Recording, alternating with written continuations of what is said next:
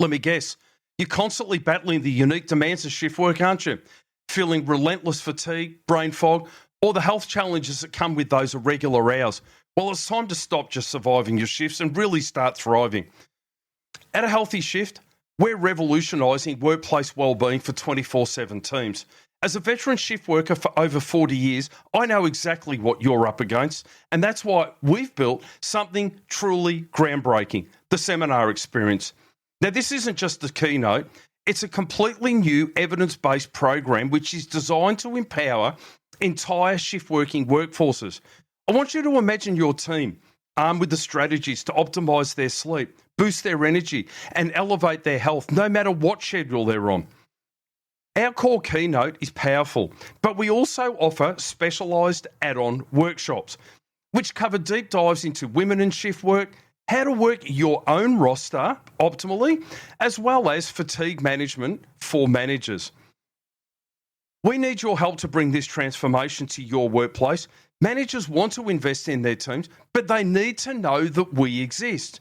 Are you ready to bring real, lasting change to your colleagues and your organisation?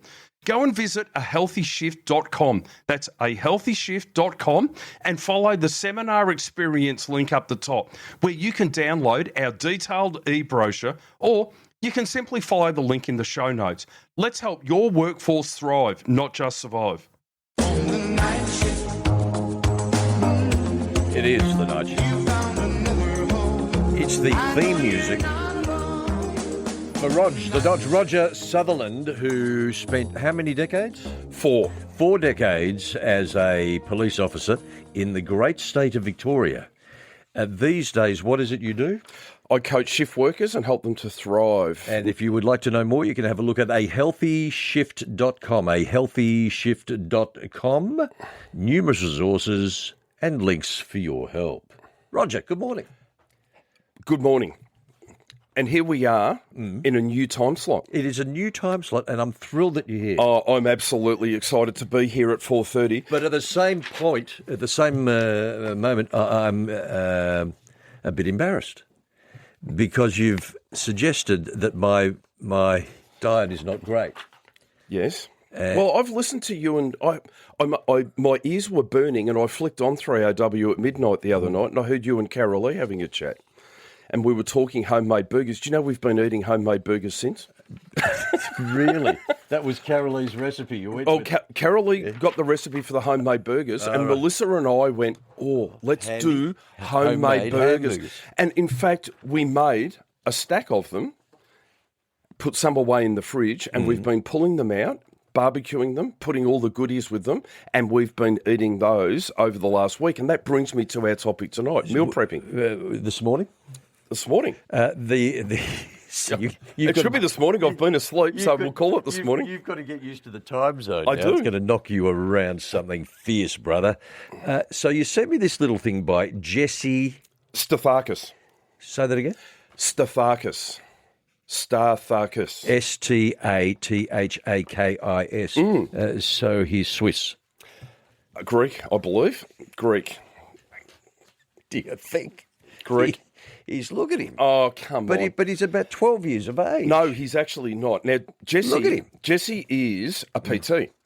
Now. A what? A PT, a personal trainer, was a personal trainer for years. I've used an initial. I've started off really badly here. Can we start again? If you use acronyms on this program, I know. You won't be coming in again. I thought it was a new time slot. You're allowed to. Well, except that an acronym, what's a TLA? I don't know, but I know what a TLDR is. What's a TLA? Too long. No, 3-letter acronym.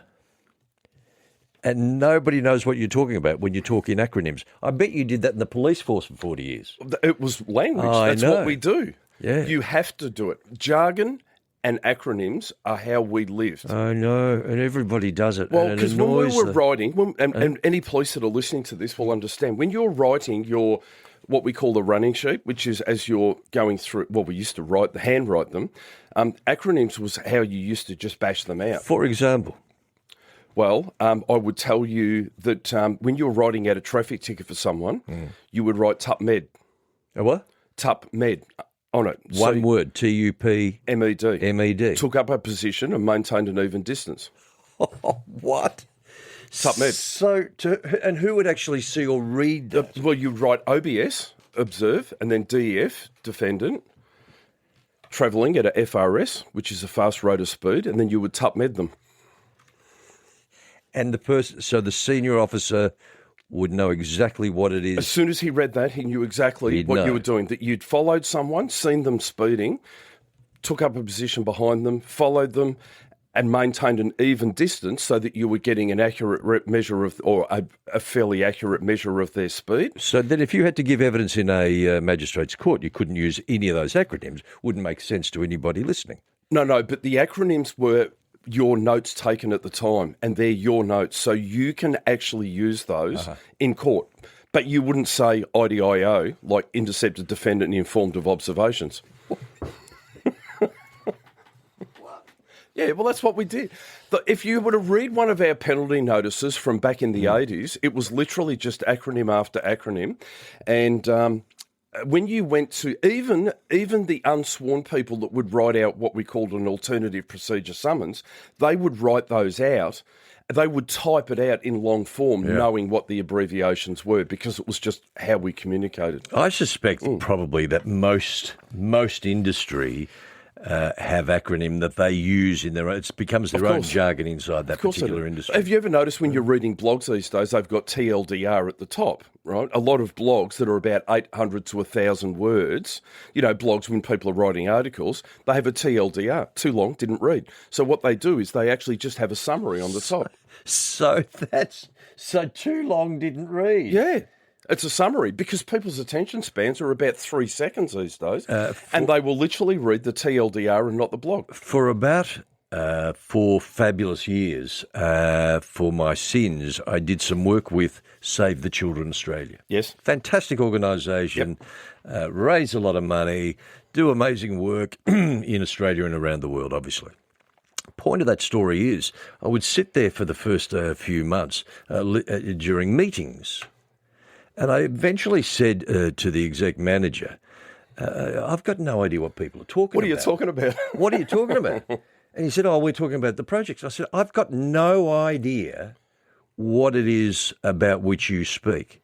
And it wasn't just me. There were other people who felt the same way, just nobody had the guts to put their hand up around it. And I said, and if you're bringing in people and asking them for support, financial support, yes, which was quite often the case, it was pointless because you couldn't communicate effectively and even make a request without using acronyms. Now, I understand and it got lost on potential donors. I totally understand that, but you've got to remember that within that industry, that is their language. It's like it would be like a Chinese person just speaking Chinese and then having to think about speaking English. In those industries, if they're sitting around a boardroom table in their own environment, they're going to use their language. How did you, when you think about that career that you had for 40 years in the service in Victoria, it would have taken you a while to pick up on it as well, presumably. Oh, yes, absolutely. And in fact, you'll find that a lot of police will actually refer to what form they need, not by name, but by form number. Right, so when they want to do a general report that goes up to the boss, they just write a 47, which is the report number. And everyone knows what a 47 is. Or they might do an IFS, which is an incident fact sheet on the back of things. So that's how they communicate. And everybody in that industry. But if you were standing there listening, you wouldn't have a clue what they're talking about. But you've got to remember, it's like going into China and they're asking the Chinese to change their language because you're present. I reckon there would be people right across Australia now, whether you're listening here in Melbourne via 3AW, the ACE Radio Network, or 5AA in Adelaide, 6PR in Perth, that would have some fantastic conversations in their time, whether it was a teacher, whether you're working in a butcher's shop, whether you're working out on a building project. I reckon everybody would have some acronyms just exclusive to that particular industry. Tradies. I'm sure tradies would speak, like bricklayers and carpenters. I'm sure they would all be speaking their own language that anyone listening wouldn't have a clue what they're talking about. Electricians as well. Sometimes on this program. Well, people that say things like PT, And I have and I keep saying, I'm sorry, but I've got no idea what you're talking about. Yeah. But Does that make me ignorant, or it's just that it becomes no, they're using a language? You're flagging something that, but I think my analogy of walking into China and hearing Chinese speaking and going, listen, I don't understand what you're talking about because I'm present. Be a bit frustrating. It'd be very frustrating for him. Alison, good morning. Say hello to Roger. Hello. Morning, Hello, Alison. both of you. Morning. I used to be a registered nurse, and I did night duty for probably 3 years straight, and I loved it. That's why I'm awake all night all the time. But I think it's a really good thing. Well, for me it was. For how many years did you do, Alison? About 3 years straight. Of night shift? What was your night shift and how many nights a week did you do, Alison? I'd go from 10 to 7 in the morning. But I tell you what, the best time was you start Thursday night, which went into Friday, Good Friday. Then you'd have Good Friday penalties, Saturday, Sunday, Monday, and you'd finish Tuesday. You made a packet, and I did it every year. Now, here we go. I just want to raise this point. Shift workers know exactly how to cash in on public holiday rates. And here you've got Alison right here now, fondly remembering the Easter weekend because it meant dollars to spend later on, didn't it? I've got to have a look at my agreement. Yes. Huh? Yes. Well done, Alison. Yeah, well done. Thank you for that. Jan in Muckleford. Good morning, Jan. That was quick. Well, we're just racing through some of these calls. Jan, go. I love listening to Roger. Now, Roger, Yes. think of meerkats and how meerkats have a watch person, like a watch meerkat, that sits up all night. Yes. My daughter and I think we're the meerkats because we can't sleep at night. We're nighttime people. What do you think about that? Well, it's funny you should mention that because I was going to say to Tony at the start of the show today, moving into mornings now, because we have different chronotypes, which means a person who is either a night owl or someone who loves to and thrives in the morning. Now, when I was working for my entire career, I was always a night owl. I'd be up late, I couldn't go to sleep, and that was it. And that's normal for people from about the age of 9, 10 years of age right the way through until we hit about 45, 50. You are a late chronotype. And then I've now retired and I've switched my body clock back to an early type. And when I said to Melissa, I'm starting this early show now coming in. Melissa, your darling. Melissa is my partner. Your partner.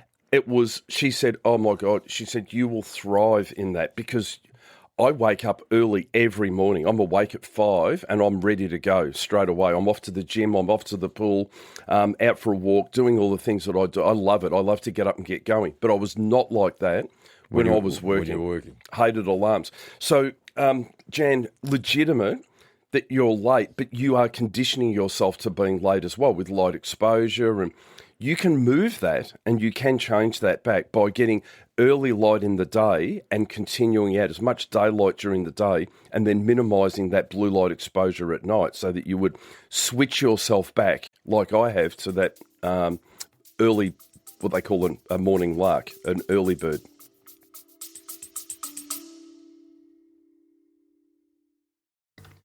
A quick pause from today's topic for something vital for every shift worker. That's right, that's you. Now, you know the relentless grind, constant fatigue, struggles with sleep, and that feeling your energy just isn't where it should be. And this is a common story in 24/7 roles, but it just doesn't have to be your workforces. At A Healthy Shift, I've combined 4 decades of frontline experience with cutting-edge science to create the seminar experience. Now, this isn't just a basic workshop. It's a comprehensive, game-changing program that is built to give entire workforces actionable strategies that they need to truly master their well-being on any schedule. And they're implemented immediately. Now, beyond the powerful core keynote, I offer specialised add-on workshops which dive deep into women and shift work, fatigue management, and how to work your own roster. Now, these tools empower your colleagues to thrive, improve performance, and boost their health. helping your organisation to retain valuable staff. Now, if you believe your workforce deserves better, speak up, because your managers won't know about this vital resource. Click the link in the show notes, download the e-brochure and put it up the line. Invest in your team's most valuable asset, their health. Well, I do all that. I go out as soon as I wake up, which is not early, I go out in the sun. I do all of those things. Yes, good. But for some reason, I have not. Like, I worked, and I was always struggling to get to work on time because I had a day job. You're a late chronotype. I had a night. Yes. Yeah, there's arguments for. My daughter. Sorry, there's arguments for school starting at 10 o'clock in the morning too now, because a lot of children are late chronotypes and they literally are waking up and they can't function first thing in the morning.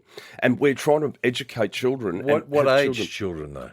Oh, we're talking from 10 years of age. So you're not talking about 2-year-olds. But I'm talking natural. I'm talking a natural chronotype. This is what natural chronotypes are like. So when we're early born, we are early chronotypes, and then as we age, we get later and later, but then we go back to being a morning chronotype, and it's a biological function. It's natural. What about people that say, Jan, thank you. What about people that say, I'm just not a morning person? Well, that's because they've conditioned themselves to not be a morning person. To not be a morning person. More on that the other side. We've got to do that. 133693. Plenty of time for your calls. You might want to talk about acronyms. You might want to talk about with Roger things to do with your sleep time, eating time, overnight working. 133693. Roger is here. Roger Sutherland, who is a regular contributor to this program for some time, but usually from midnight. But we've shifted around for this year because you thought, this is good. I don't have to get up in the middle of the night at 10 o'clock to come in. No. Because you can get up nice and early and start your day. Still start your day by 5:30. We'll be off to the gym from here straight away.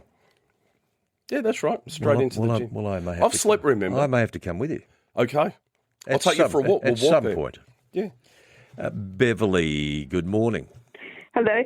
Someone has a special chronotype for people with insomnia, which is me, because I don't like sleeping. I don't like being unconscious. So I simply keep putting it off.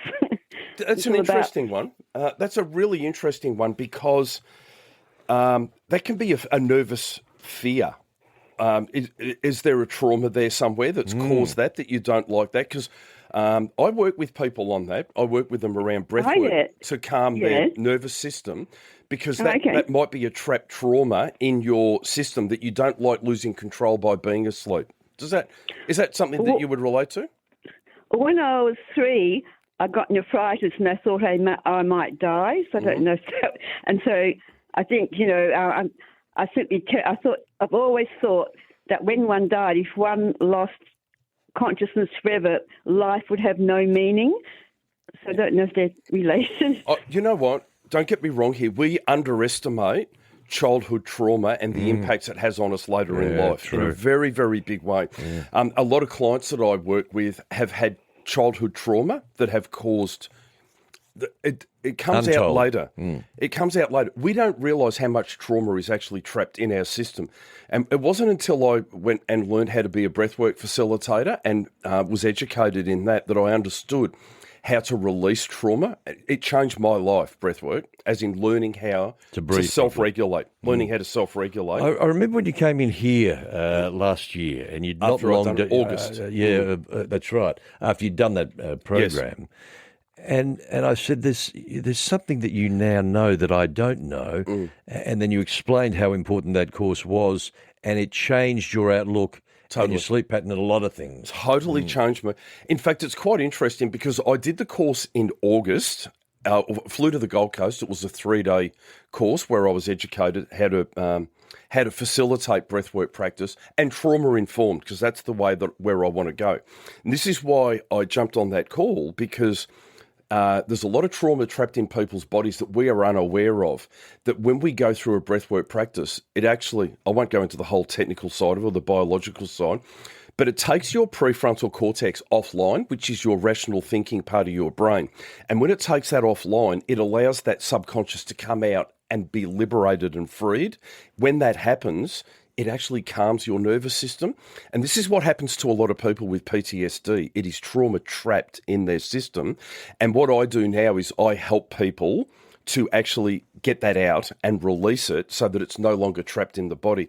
And even my children said to me, when I say children, I've got a 32-year-old and a 30-year-old, they said to me some months afterwards, there's something completely different about you. You are so much calmer now than you were leading into that. And I'm proud to say now that I'm medication-free with PTSD, which is a hell of an achievement. And I contribute that to my breathwork. For those that don't know, we've got to do another break. But you've spoken openly on this program, maybe not at this time slot, about towards the end of your career, your illustrious career as a serving police officer, and it became debilitating. And it's not unusual because there are many. Very common. Yeah, very common. But it does. PTSD is absolutely awful, real, particularly when it's from internal. That is the biggest problem. Mine wasn't. Well, whether it could be argued some of the things that I'd seen in the job, but I've seen a lot, obviously. But it was the personal attack that destroyed me, and it's what we call sanctuary trauma. But I've been able to let that go now, and I've been able to do that through facilitated breakthrough breathwork, which has been incredible. Just from learning how to breathe properly. And you would have thought it was fundamental in our humanity. Yes. But clearly it's not. But we've lost our way. Yep. In many, many ways. We will do some breathing exercise straight after this. G'day, good morning to you wherever you are, right across Australia. I'm Tony McManus, Roger Sutherland here from A Healthy Shift. We might do a breathing exercise. For those that are jumping into the car for the first time, there'll be a lot of tradies jumping into the ute first time on a Monday morning.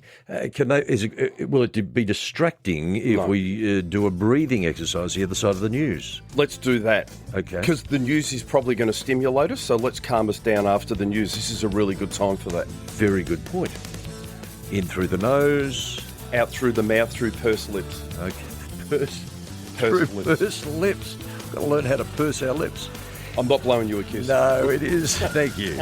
It is Australia Overnight. Roger's here. More the other side. Good morning. This is Australia Overnight with Tony McManus.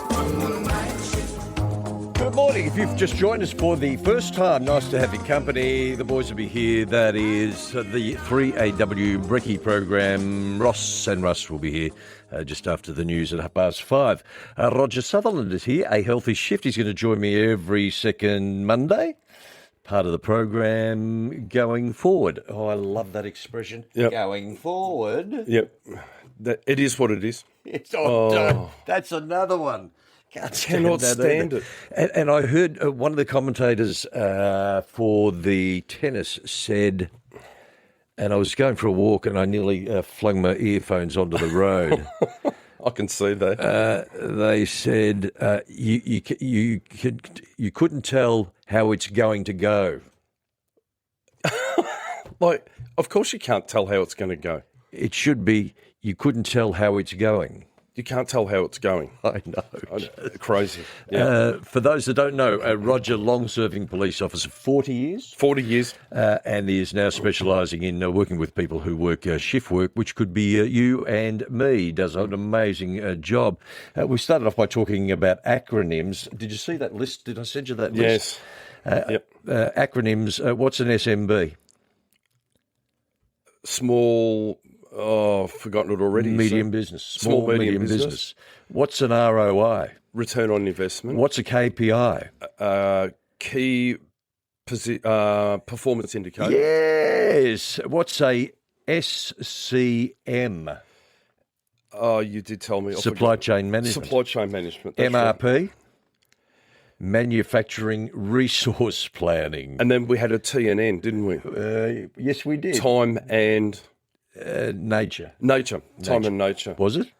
No, we were working through... CRM. We had EBA, Enterprise Bargaining Agreement. I know, lots of There was lots of them, heaps.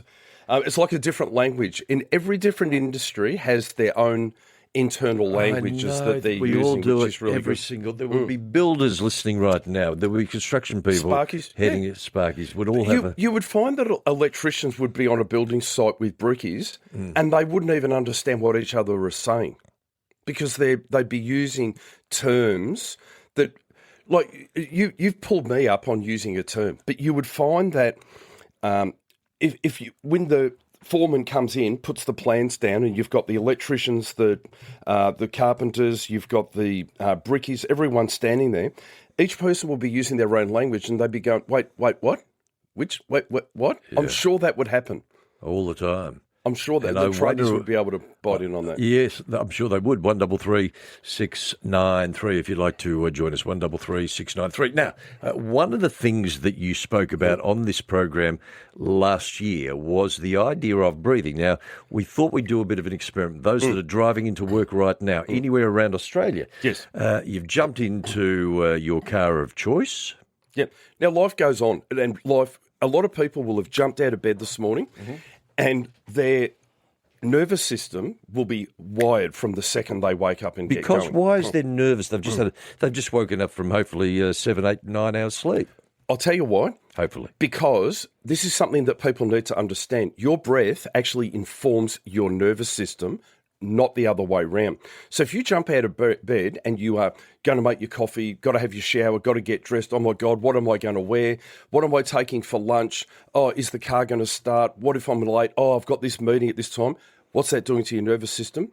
You can't control the stimuli to your nervous system, but what you can control is you can reverse that by the way you are actually breathing. So check in with yourself and ask yourself, how am I breathing? Now, we've just come out of the 5 o'clock news, and news can be highly stimulating to a lot of people, and we can find ourselves driving along, and as we're driving, we're quite tense. We're white-knuckling the steering wheel.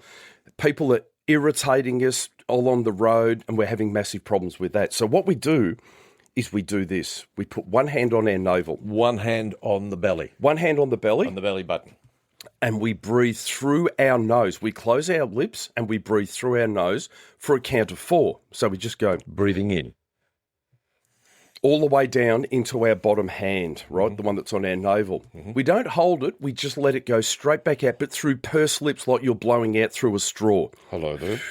for a count of 8. Hello there. I'm just breathing out. Yep. As soon as you get to the bottom of that, Yeah. you can hold for a second or two, and then you can breathe in through your nose again for a count of 4, and then through pursed lips, breathe back out again for 8.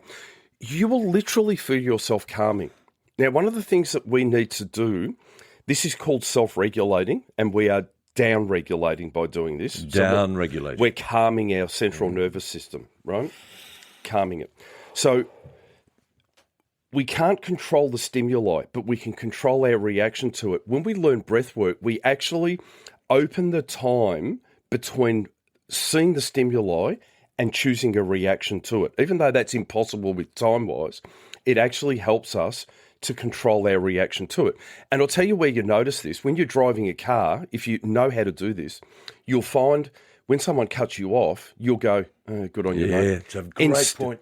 Instead of absolutely losing your mind in your car. And how many people are driving right now that have literally just abused another driver? Well, as you well know, road rage is a major issue for many. And that is a highly stimulated nervous system, and we are in a sympathetic state. That person has jumped out of bed, decided what they need for breakfast, not lunch, made a coffee, had a shower, decided what they need to wear, jumped in the car. Oh my God, I forgot my laptop. Back into the house, grab the laptop, jump back in the car. Off they go, driving off. Someone stops at a light that they could have kept going on. Oh my God, you lose your brain. So we're continually stimulating that, which is most of the population you've just described. That's exactly what I'm talking about. 133 693. Rod, North Bourne, you've got a question for Roger. Go ahead, Roger. And Rod, I beg your pardon. Yep. Good morning, guys. Love the show. Good on you, Rod.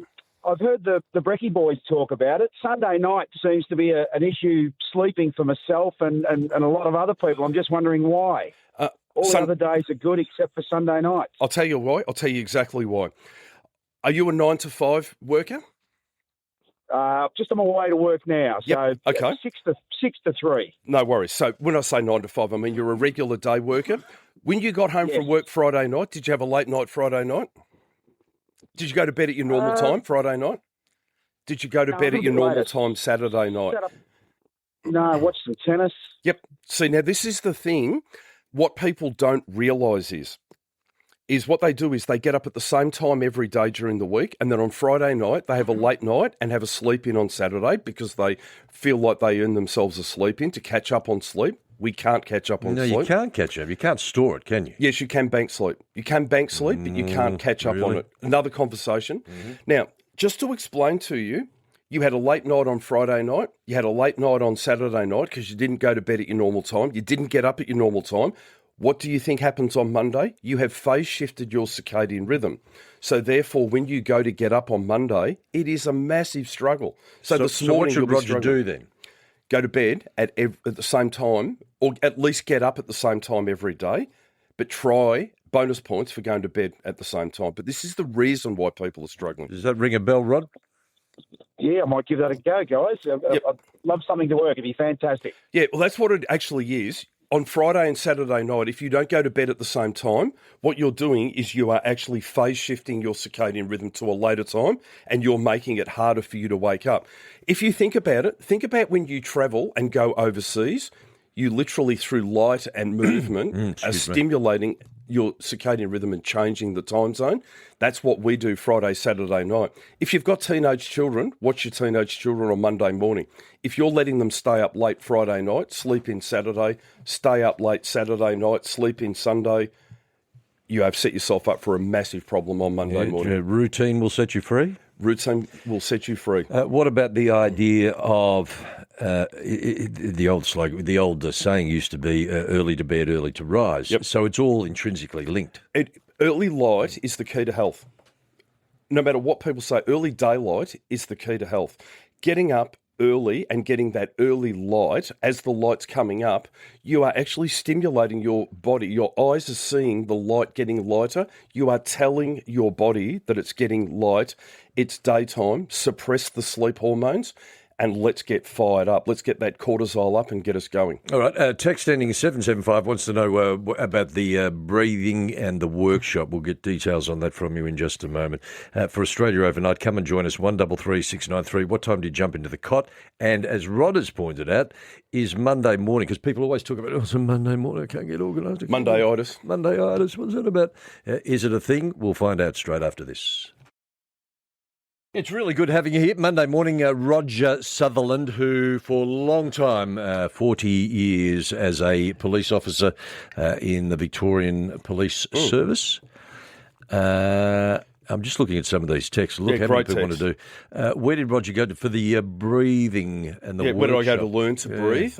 It was and what prompted you to do it, more importantly? How did you know it was a thing? Yeah, it started popping up as in nervous system control, and then I started researching where I could learn to do it properly, and I ended up doing it with Infinity Breathwork and Training, which are a company in Queensland. Infinity Breathwork and Training. There is a very good studio in Brunswick, which is called No Name Studio. I went and did a breakthrough breathwork with them weekend before last. It was phenomenal. Highly recommend No Name Studio in Brunswick. For an hour, 2 hours, or a whole day? It was an hour. It was 3 hours in the afternoon. Okay. Mark that runs it there. Why don't we get Mark? Can we get Mark on the program one morning? Let's do that. Yeah, he would love it. Mark is actually running a free breathwork session on Saturday, this Saturday at 10 a.m. So if you jump on the No Name Studios website and in there, you go into book a session and you'll see there's a free breathwork session on Saturday morning at 10 a.m. That you can do at home, just in the comfort of your own home. Use the headphones, listen through, lay there. It's just a relaxation breathwork. Give it a go. I highly recommend that everyone learns how to do breathwork. Not being really an expert, important. I wonder whether a lot of these things are also intrinsically linked one way or the other with things like anxiety or and even perhaps some mental health issues as well. Totally. Because PTSD is an injury, right? And it's trauma that's trapped in the body, and we can release that with a breathwork practice. And continuing to do that, you do feel, I've got to tell you, it changed my life, Tony. It made such a difference to me. Once you learn, we have forgotten, if you think about it, a baby on the breast actually breathes through its nose. It has to. So they are thriving. But then once we are no longer on the breast and we start breathing through our mouth. And this causes our autonomic nervous system huge problems. We all love a great mouth breather, especially in the It's so true. In the cinema. When you're sitting next to a mouth breather. The halitosis. Oh, no, you've got to love Tony it. and Roger, in the sales team, it was always KISS. Yeah, keep it simple, stupid. Yeah, it's totally. a famous The KISS one, method, we use that. A lot of people via text, and not a lot, quite a couple have said they are not acronyms. What's the distinction between an acronym and... An initialism. Yes. Acronyms, according to Mark 993, Mark who says... have to create a new word, Anzac bomb. I would have thought that they're often referred to as acronyms. Yeah, I'm not sure. He may be right, but I'm not Possibly. sure. I know we've always referred to them as acronyms. Tommy, good morning to you. Say hello to Roger. Roger, Tommy. Good morning, mate. There you go. walks Morning, his dog. Tommy. How are you this morning? Every morning walks the dog at this time.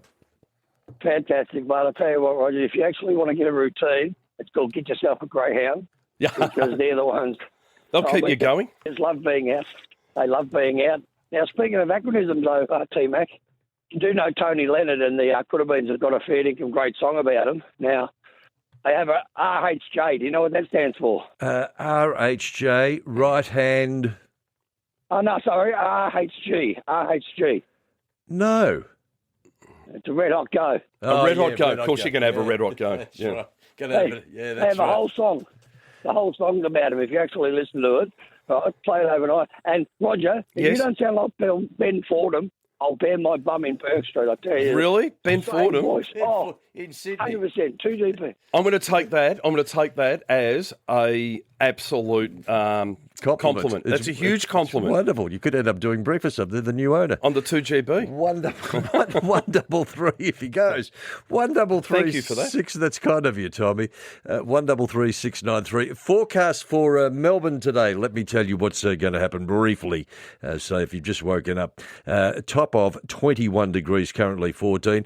Those in Adelaide, 29 degrees. It's just over 13 degrees right now. And in Perth, good morning to you, 38 degrees, 28.5 as we speak.